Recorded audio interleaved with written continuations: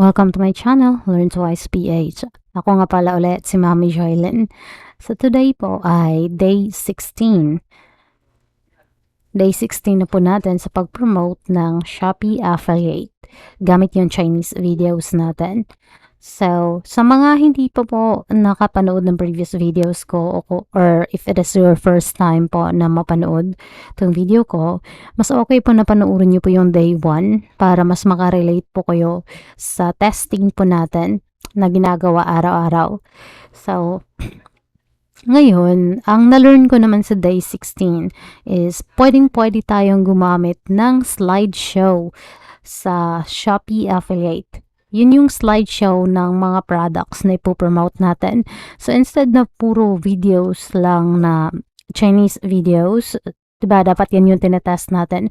Pero minsan kasi may mga downtime baka kasi ma-question yun, diba, Chinese videos lang yung tinetest. Pero, if pinapanood mo yung daily ko na update, meron po talagang mga changes. Kasi hindi po maiwasan na maban yung account. I mean, not literally na maban, kundi yun bang parang hindi ka makapag-upload for 2 hours and then 3 hours, ganyan. Kasi nga, sunod-sunod ka nag-upload ng Shopee videos or Chinese videos sa isang oras. So, kasi nga, newbie din tayo, kaya ayun, nag-e-experiment at ganun yung nangyari. So, previously, ang nangyari sa account ko ay, hindi ako mapag-upload ng additional Chinese videos kasi nag-upload ako ng 10 sa isang oras. Kaya, ayun, na-detect siguro ng system ni Shopee na parang spam na yun kasi ang dami kong in-upload. So, hindi pala dapat ganun.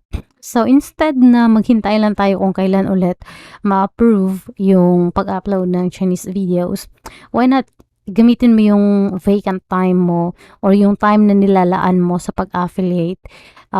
Gamitin mo yun para mag-upload ng slideshows. Gamit yung mga product videos sa seller.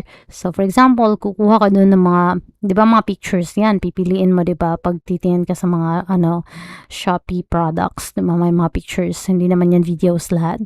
So, yun po yun. Ida-download mo yun. At least 5 to 7 pictures ng products.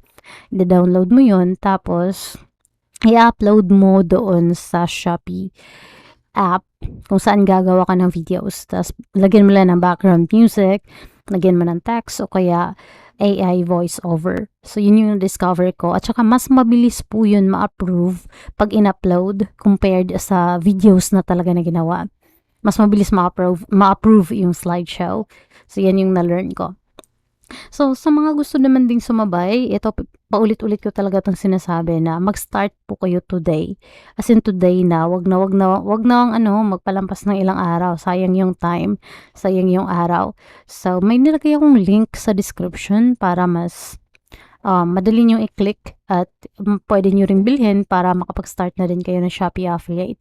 Pero option na lang naman yun. Pwede ka naman gumawa ng sarili mong videos. So, magawa ka ng mga reviews ng sarili mong binili mong products sa Shopee. So, yun. So, that's it for today. Thank you so much for watching. Please like and subscribe. Thank you.